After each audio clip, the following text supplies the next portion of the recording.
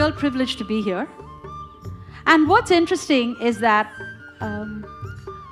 both these amazing people, I hesitated for a moment before calling them people because they have such dimensions to them. But both of them have come to this whole topic of wisdom from very different perspectives. Dr. Chopra comes at this as a doctor, as a scientist, and a very eloquent seeker, and has sort of given us so much to think about, coming at it from a scientific basis and then moving into many more theories and thoughts. Sadhguru comes at it as a mystic, as somebody who has been, who has sort of seen some of the unknowable and has come to us with a whole bunch of knowledge from that angle.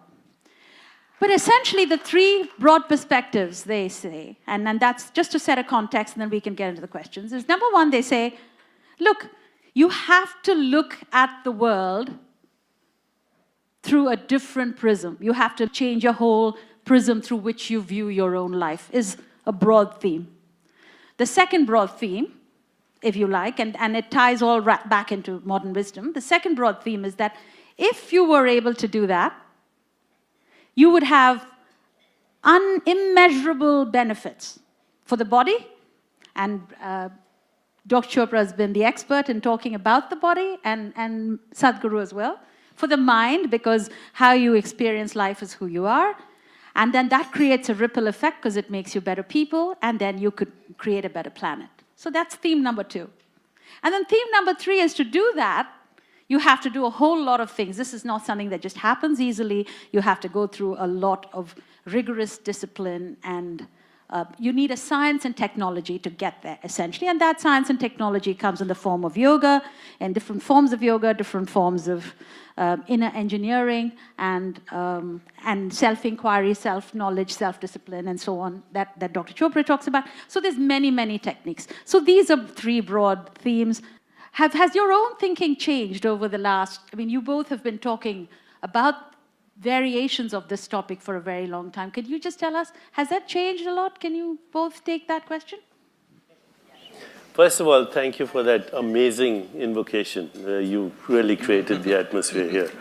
And it's a great honor to meet you again, Sadhguru, after all these years. I remember playing Frisbee with you in Puerto Rico.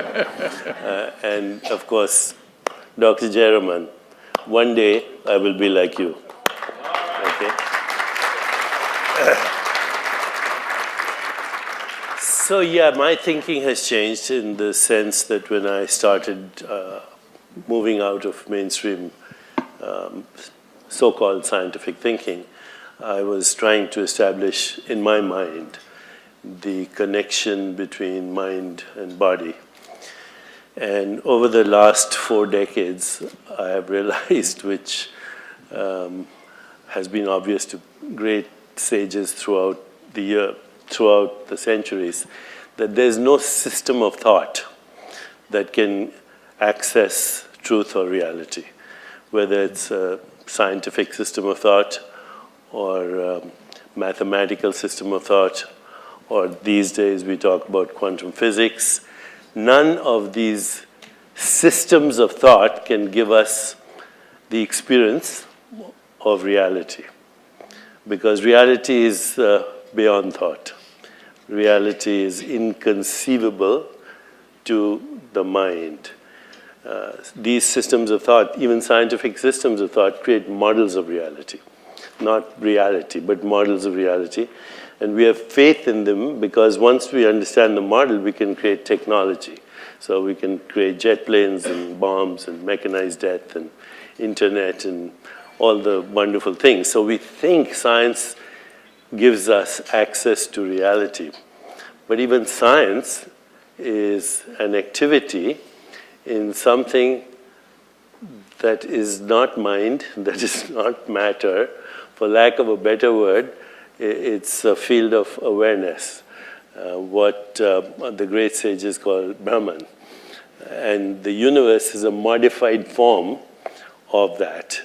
Your mind, your body, and the universe out there is all conceived, constructed, governed, and the becoming of a non-local, inconceivable, dimensionless reality which is not in space and time. Now, this is very difficult for the modern person to grasp, okay, but it's actually part of since we're talking about ancient wisdom traditions, if you read the Yoga Vaishishta, it says that which cannot be seen but without which there's no seeing. That which cannot be perceived but without which there's no perception. Cannot be imagined but without that which there is no imagination, creativity, insight, intuition, choice. Everything that we call reality comes from an inconceivable, dimensionless, non-local domain which is not in space-time. So, when Lord Krishna talks about it, water cannot wet it, wind cannot dry it, weapons cannot shatter it, fire cannot burn it, it's ancient, it's unborn, it's not subject to death. Now that's inconceivable to the mind, but it's experiential when you settle into awareness, when you settle into being, when you settle into existence, what is called Satchitananda or Tattvamasi, and you saw the video where he expressed his experience. That's not an intellectual experience. That is a transcendent experience. I'll stop there. Sadhguru, you come at it from knowing. Tell us how your own thinking has changed, how your own knowledge has changed. I cannot say much about thought because I don't have much thought. This may sound a little like an oxymoron for people, but the fact of the matter is, most of the time I don't have any thought in me. For me, the phenomena of life that's happening within me always overwhelms everything else. Thought occurs to me only when I want to physically do something, arrange something around me. Otherwise, days on end will pass for me without a single thought. So, maybe I never grew up. In a way, yes, because when it comes to… people ask me, what has been your sadhana? My only sadhana has been that right from my childhood, I never got identified with anything. Either the family, or the culture, or the religion, or the society, or various other things happening around you, including your parentage, your siblings. I was involved with them, but never identified with anything. If human intelligence does not tie itself down with identity, every human being will realize the nature of life. Human intelligence is capable of figuring this. When I say intelligence, as Deepak pointed out, it's beyond the thought process. Unfortunately, because of the type of education systems we have today, we are completely committed to one dimension of our intelligence, which we call as the intellect, which is just the thought process. Thought can only happen with the data that you have gathered through five senses, which is very limited, one thing. Another thing is, the nature of data that the senses gather are only useful for survival process. The very nature of how you see things, how you hear, smell and taste and touch life is only relevant for survival process. If you wanting to know the life itself, then these instruments of perception are no good. Even what is light and darkness is a debate between you and another creature which sees darkness as light, isn't it? If you sit with an owl and start an argument as to which is light and which is darkness, it's an endless argument, but who do you think is right? Hello? If you're saying both, you're either in the diplomatic corps or you have a successful marriage. Some have both. You learn to say both, but which is the truth? What I see is the truth or what the owl sees is the truth? That's not the point, it is just that Nature has opened up our sense perception as it is necessary for our survival. Accordingly, it has opened up sense perceptions for different creatures as it is necessary for their survival. But if survival is all you're seeking, this is good enough, the five senses.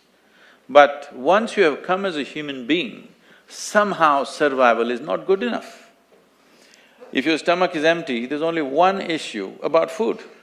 But once the stomach becomes full, you have 100 issues going on. So the nature of the human being is such, no matter what you do, you want to be something more than what you are right now. And if that something more happens, something more, it's an endless pursuit. So somewhere, a human being is seeking a limitless expansion, but trying to do it with physical means. The very nature of physicality is a defined boundary. If there is no defined boundary, there is no possibility of physical happening in the universe. But now, a human being is longing for the boundless, that too in installments and through physical means. Through the boundary, you're trying to become boundless. The desire is fantastic, the method is hopeless. Because the moment you identify yourself with something, your intellect's work is just to protect that identity. If you… whatever the identities of nation or family or gender or race, religion, whatever, the moment you identify yourself with something, your intellect will only function around that to protect that. So, it is a certain type of prejudice the moment you're identified. So, the only thing I did with my life is, I never identified myself with anything, and life just exploded within me in ways that thought seems so puny that I do not indulge in thought most of the time.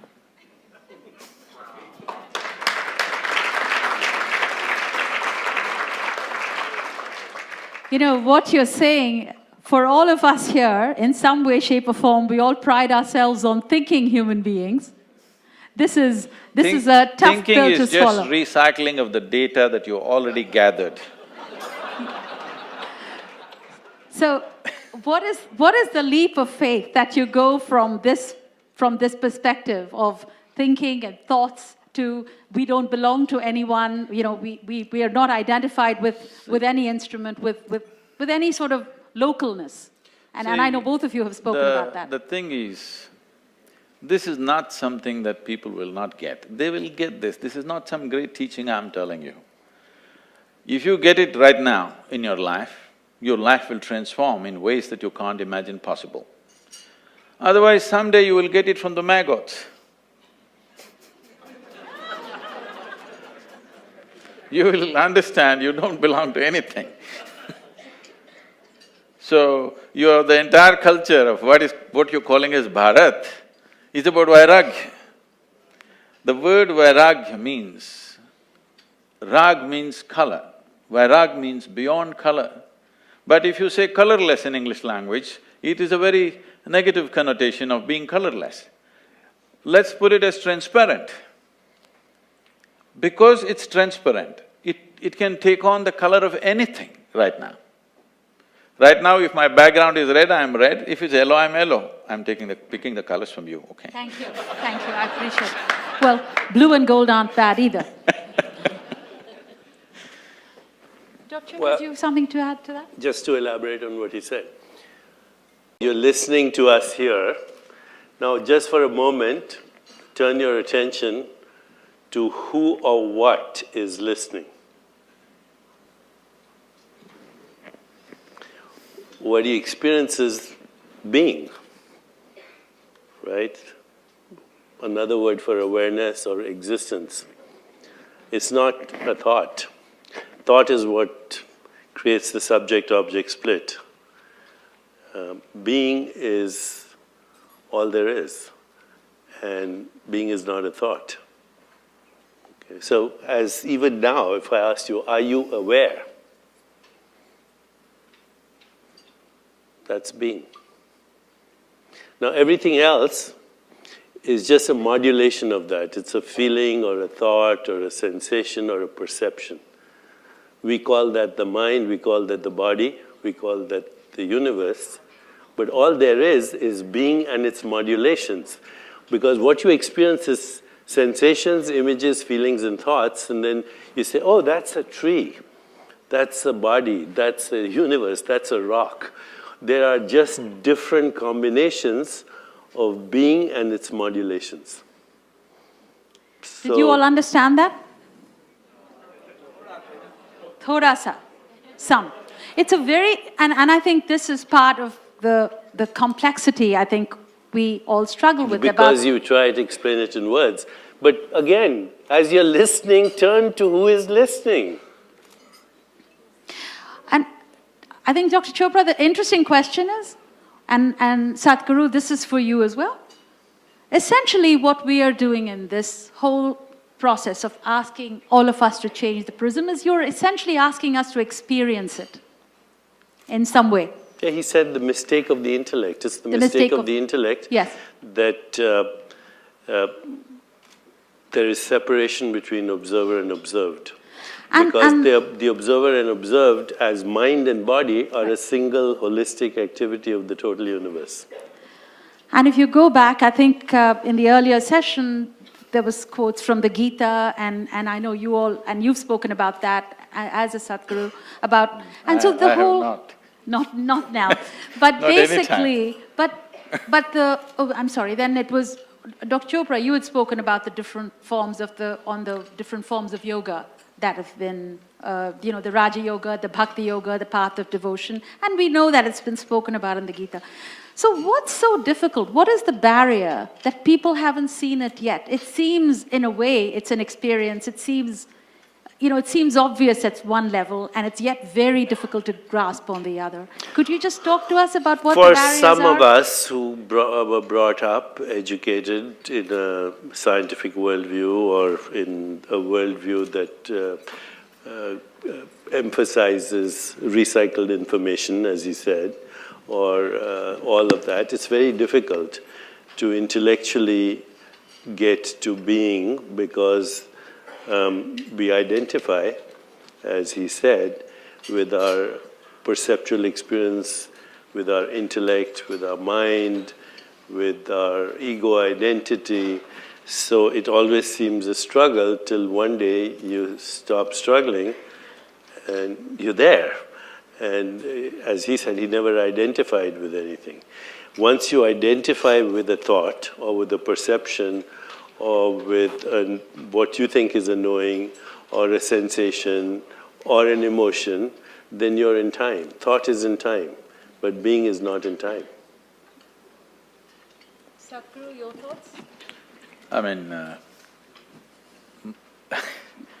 I'm completely spiritually uneducated.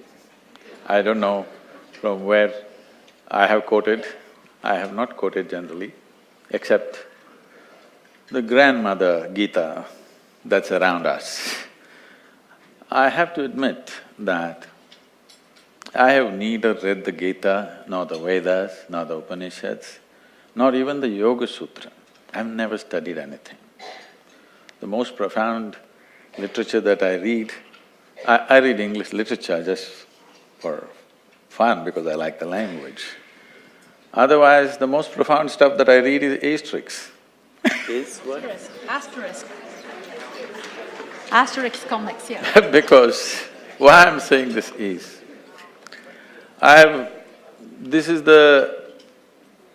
this is what it is. For example, a modern scientist is trying to mathematically deduce the reality.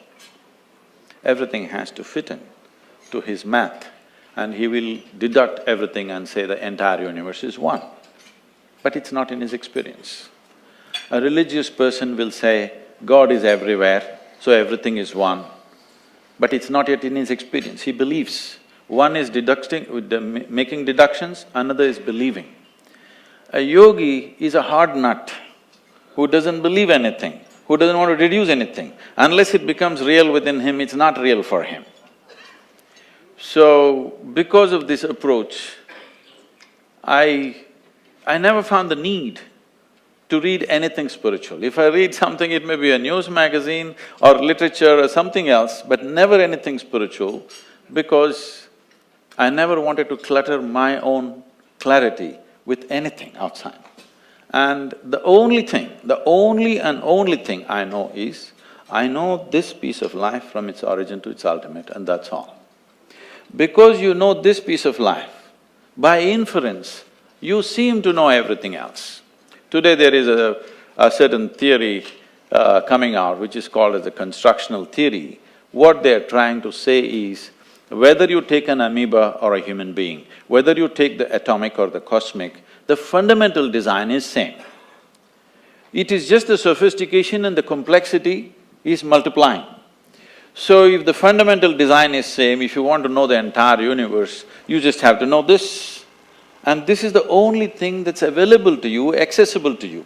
When I say this is the only thing available and accessible to you, see, right now you believe that you can see me sitting here, but that's not the fact of the matter. The fact is, light is falling upon me, reflecting, going through your lenses, inverted image in the retina, you know the entire story. So if you see me only within you.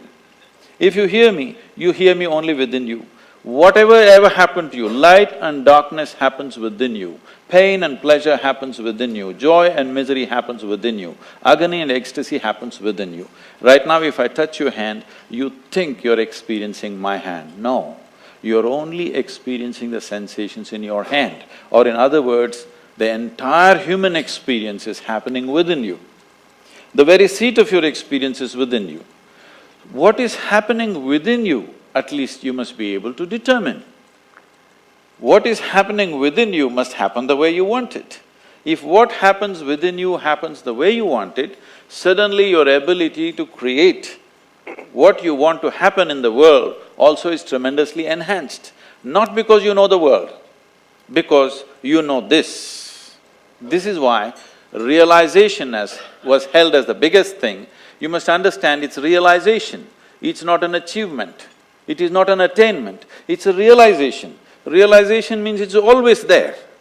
I was stupid enough not to see it, suddenly one day I saw it. That's what realization means. Never we said any inner things or accomplishments or achievements, they are not any kind of peak climbing. It's just a realization, it's always been there. It was always been there to see. So everybody is quoting Gita, let me also quote. At some point it seems Arjuna asked, I don't know, it's been whether made up by somebody, it's really in Gita, please correct me if it is so. It seems Arjuna asked that, where is this truth that you're talking about? This intangible, unperceivable truth, where is it?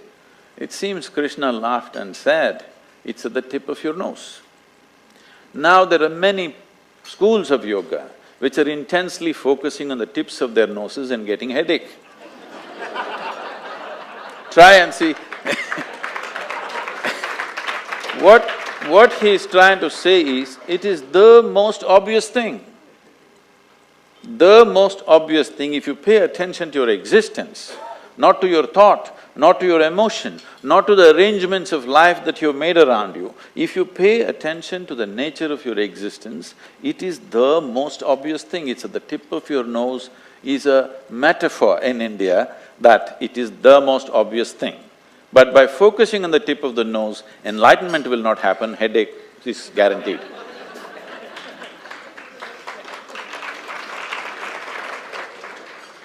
So picking up on Sadhguru's point, Dr. Chopra, so what is scientific inquiry in this, with this construct? Which is, hey, it's realization, it is a knowing. And what… You know, Sadhguru is one of the few lucky ones. I've known two other people who said what he said, that I thank God I never read anything. One was Maharishi Mahesh Yogi. He used to always say, thank God I never read anything because it would have cluttered my mind. And the other was Krishnamurti. He would say the same thing, that, you know, the more you read, the more you clutter your mind. And he also would say, I've never read anything. So that's unusual. He happens to have fallen into existence because he fell into existence, okay, or awareness, or whatever you want to call it, being. I was not, I struggled, okay. I read all the scientific literature, medical literature, psychology, Jungian psychology. I read the Bhagavad Gita, every single translation. I read Rig Veda, I read Yoga Vasishtha, I read Kashmir Shaivism, Vedanta, all of that. No, you shouldn't. Your mind will get cluttered. So at this stage in my life, I also want to know what they said in the past. Yeah, well, they said what you're saying. I mean, they said exactly what you're saying. But for me, as a person who had been trained to look at things scientifically, it was both a struggle and a need, because reality is not a map, and yet science gives us maps. The Yoga Vasishtha gives us a map, Patanjali gives us a map, the Bhagavad Gita gives us a map. Some of us need maps. Okay, if I'm going from here to Boston and you give me a map, a road map, or a contour map, or a sea map, or an air map, and I take the road map and I get to Rhode Island and it works. Now I get this. I think the reason why I didn't read the maps is, I met someone who was a GPS. That's good. But GPS is also a map, right? Sadhguru, I thought you said GPS is the guru positioning system. Yeah. It's your term. So once you use a map and it works for… the map seems valid from here to Rhode Island, then I assume, poor me, who's not had this experience of falling into the place of no thought, then I say, if the map is working up to here, maybe it works from here to there as well. So it's a kind of a psychological validation. And I'll just stop in a moment, but for the last 10 years at our center, when we teach people to sit in reflection, contemplative self-inquiry, or transcendence, or take them through what we call the wheel of awareness, vipassana, or body awareness, or awareness inside the body, or awareness of mental space. We've been doing it now for 25 years. But last 5–10 years, we've been able to look at the brain, we've been able to look at gene expression, we've been able to look at cell markers of aging, telomerase, telomere length. We've been able to look at what are called inflammatory markers. In other words, everything that's happening in the body at a biological cell level. 23,000 genes, 3.3 million bacterial genes. Actually, your body is more bacteria than it is human cells, the microbiome. So we're looking at those genes. And then we're looking at what is called the epigenome, which is the shell of proteins outside the genome, and how these work together. And what we are finding is remarkable. In the beginning, nobody would believe us, but now we have collaborations with Harvard, UCSF, UCSD, Scripps, with digital technology, with Duke University, with Mount Sinai. We can look at a blood sample, and we can tell you, just by looking at the blood sample and the gene expression, if you're experiencing samadhi occasionally or not, if your mind is quiet or not, if you're falling into the place where he even whether our parents experience this. Parents too. In fact, the epigenetic shows that your experiences now, which are not in your brain, by the way. Everybody says, my experience is in my brain. It's not in your brain. Your experiences are not in your body. Your experiences are in a non-local consciousness, which is not in space-time. But whatever, that's a whole different discussion. But we can now, in fact, our collaborator, and this is a joke actually, but it tell you where science is. One of our collaborators, who's Eric Schott here in Mount Sinai, he does genomic expression, he does RNA transcription, he looks at what is called the transcriptome. And he showed a slide. He says this is a genetic signature of people who are experiencing samadhi. And these are people that he had studied at our center. So somebody asked him in the audience, they said, Dr. Shah, do you meditate? He said, no. He says, are you going to learn? He said, no. He said, but you just showed us the signature, the genetic signature of somebody who does. He says, yeah, but I'll figure out how to make a drug out of this. So what Deepak is saying is, if your children are brats, it's you. Yes, it is you. It is you. 7 generations. You know, in Hawaii they have these temples and cow farms. If a cow has been zapped electrically, the next generation of cows will not go to the fence. They already know it's electrical and they might get shocked. Okay? Then the following generation. Now, people have done experiments right here where you take mice and you have them smell wintergreen, which is a very pleasant smell. Then they get mild electrical shocks. The next 7 generations of mice will be scared by smelling wintergreen. So, this is the first window that's opening into what we call sanskaras or vasanas.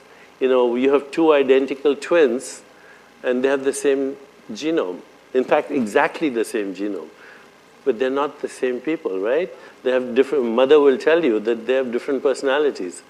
Where is the seat of this personality? Where is it coming from? This is why science opens the window to what people already knew, actually, in our tradition.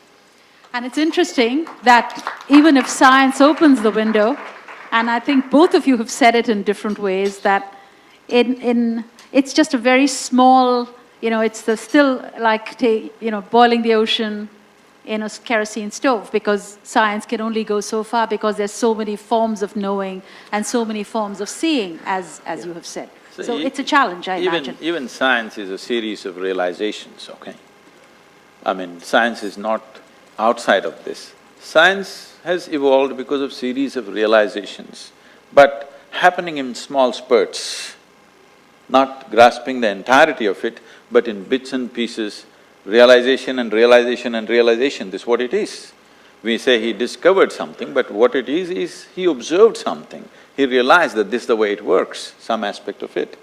And knowing the physical dimension of how it functions allows you to do many things with the physical world, which you see in the form of technology today. Very important thing though, but science has now brought us to what we call the portal or the door of the sub-empirical.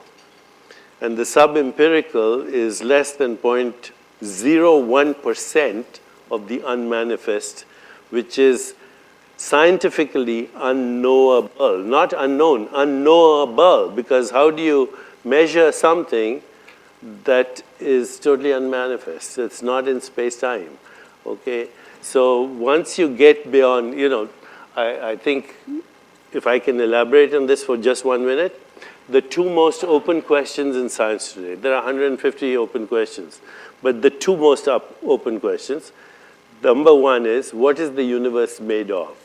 And the answer is we don't know, because 96% of the universe is invisible, what they call dark energy, dark matter, but it's not, those are words. They don't know exactly what it is. One is expanding the universe, one is contracting the universe. Dark energy, 96%, that leaves 4% of the universe, which is atomic. Of that 4%, 99.99% is invisible interstellar dust, which hasn't become stars and galaxies. So the visible universe, which is all the galaxies, the billions of stars, the trillions of planets, is 0.01%. Now that 0.01%, which is made of atoms, is made of particles, but particles, when you're not looking at particles or when they're not interacting with other particles, they disappear, they become waves. So what's the universe made of? Nothing. And this is a scientific fact. The second open question is, where does consciousness come from? And scientists are struggling because they think consciousness is a production of the brain. Just like, bile is a production of your gallbladder, or acid is a production of your stomach, pancreatic juice is made by your pancreas. Oh, so consciousness made by the brain. So they keep struggling. This is called the hard problem of consciousness. Sadhguru mentioned photons. Okay, this is the hard problem. This I'll just stop in 1 second. But right now you're looking at this. This is blue, this is red. You're seeing this beautiful shirt. What's coming to your eyes are colorless photons. What's going to your brain is an electrical current. What's happening in your brain is chemistry. You're not experiencing chemistry or electrical currents. You're experiencing a three-dimensional reality in space-time. No one knows how that happens, so they keep struggling and struggling. If I ask you to imagine a beautiful sunset on the ocean, do it right now. You see a picture. There's no picture in your brain. So, the fact that the brain produces consciousness is just an idea. Nobody has ever proved that. Consciousness is not in the brain. The brain is in consciousness. The body is in consciousness. The mind is in consciousness. The whole universe is in consciousness. And you cannot get at it through a system of thought. For this, to further, make it into an experiential process, what Deepak said just now. You obviously cannot access it with thought process because thought is an accumulated information which you're recycling according to your convenience. Right now, our ideas of who we are, or what I am and what I am not, is determined by this. If you just do this simple experiment right now, take your right hand and touch your left hand, please, all of you. Can you do this? Is that you? Is that you? Yes. Just touch the chair on which you're sitting. Is that you? Oh, who's this? But it is. You own the… It is. Now, in your experience, this is me and this is not me. The basis of this experience is coming from this. Where there is a sensation, you think it's me. Where there is no sensation, you think it's not me. Right now, the water in the glass is not you, but if you consume it, it becomes you. And these whatever number of kilograms you carry right now, all this was all over the planet, and today it's me. The air that you breathe, what is not you is becoming you. The food on your table, what is not you is becoming you right now. This moment, what is not you, in a couple of hours it becomes you. So, your experience of myself is basically the boundaries of your sensation. The nature of the boundaries of sensation are such, if you allow your life energies to be in a certain level of exuberance, you will see the boundaries of your sensation will expand. You can just know this just by rubbing your hands and holding it like this, you will see something begins to happen between your hands. There are sensations transmitting between the two hands. Or if you've been very joyful or ecstatic at a certain moment, you will see sensations seem to be all over the place. If you create a certain system within you where your life energies are kept in a certain level of exuberance, then the sensory body will expand. If the sensory body, let us say, became as big as this hall, then you will experience everything in this hall and everybody in this hall as a part of yourself, like you experience the 5 fingers of your hand as yourself right now. So what is referred to as yoga is, the word yoga means union. That means you experience the entire universe as yourself. This is happening because you are in such a state of… you have found a mechanism by working with the body, by working with the mind, by working with the emotion and energy, you have set up a step-by-step system within yourself where your energies are kept at such a level of exuberance that your sensory body is as large as the universe. So if you sit here, you experience the entire universe as myself. Once you experience everybody around you as yourself, then I don't have to tell you, don't kill this person, don't rob that person, don't harm this… all morality will be useless for you because you have experienced everything as myself. You don't have to try to be good. Your goodness is a consequence. Your goodness is not an effort. What he says, he's saying it experientially, okay? But the fact is, if you ask scientists, are there any boundaries in the universe, they'll tell you there isn't. Every boundary is notional or perceptual, and we don't know how perception occurs anyway. So boundaries are conceptual ideas. There are no boundaries in the universe. And there are no boundaries to your skin. In fact, what he said is your body is the entire ecosystem. It's not only the entire ecosystem of the planet. The carbon, the hydrogen, the oxygen, the nitrogen came from galaxies. So the carbon in your fingernails and the hydrogen in your eyes or the oxygen in your blood could have come from different galaxies. You are the total universe at this moment, a pattern of behavior in space-time. And before I say Jack Robinson, you're a different activity anyway.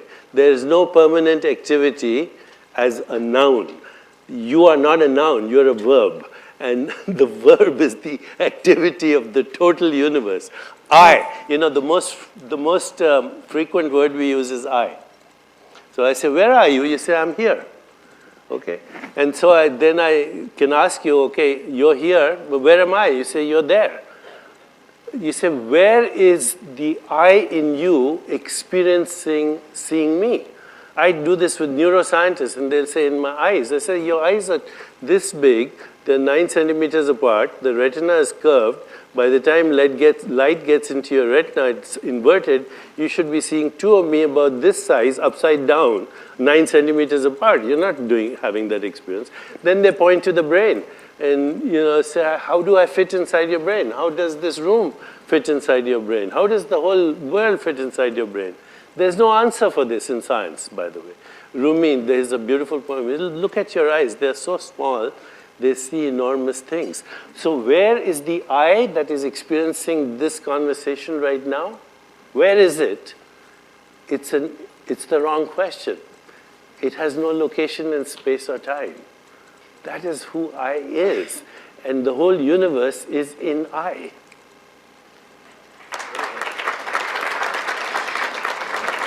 So just let's wrap up this segment of the discussion.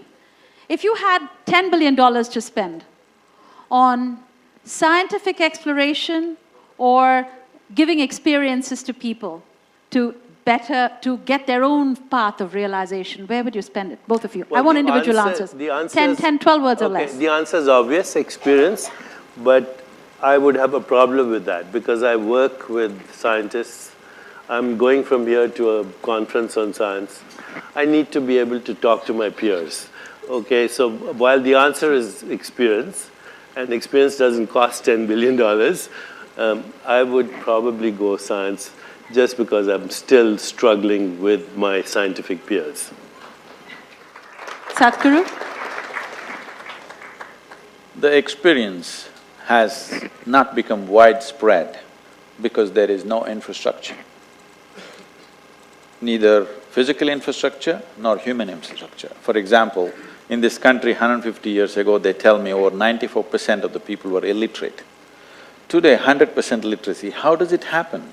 Because somebody built the schoolroom, somebody trained the teachers. That infrastructure for inner experience has been wiped out in the last few centuries. So how do you expect it to happen? One guy talking here, one guy talking there is not going to make it happen. What should be a part of our life from the day we start? Because the nature of human intelligence is such that if you don't mess it up with belief systems, every human being will find it. Too many concepts, too many ideas, too many belief systems. Human intelligence is corrupt from the beginning. If you do not corrupt human intelligence, just leave it. Every human being is capable of knowing this. It is not some superhuman thing. The most important thing to remember is this yoga, this spiritual process is not about becoming superhuman. It is about knowing that being human itself is super.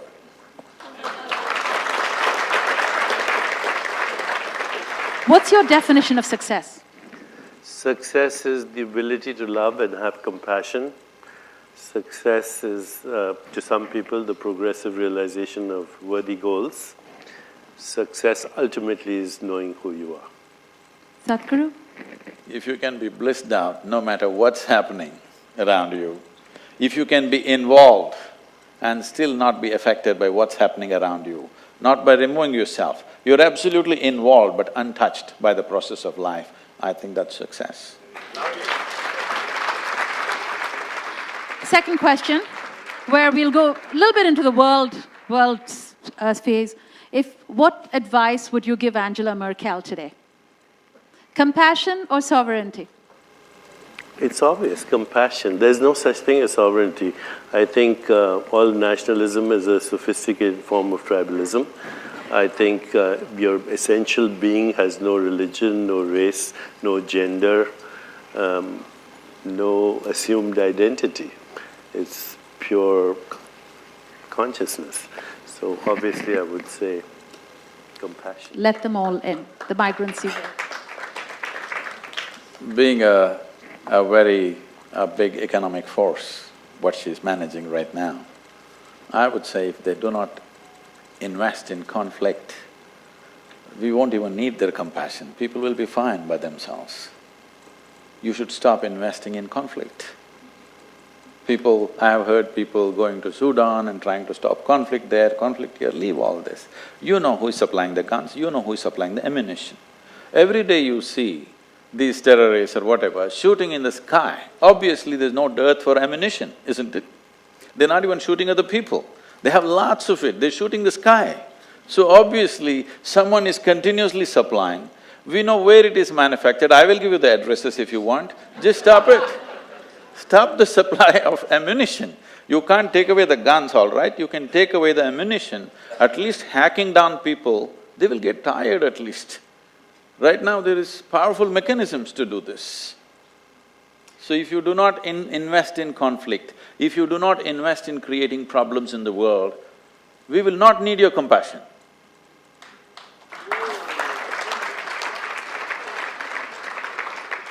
And as a final question, if there is a saying or an affirmation that we could all use in our everyday lives, as we all progress in our quest, whatever that quest is, what would that be? What would you advise to each one? What do each one hold?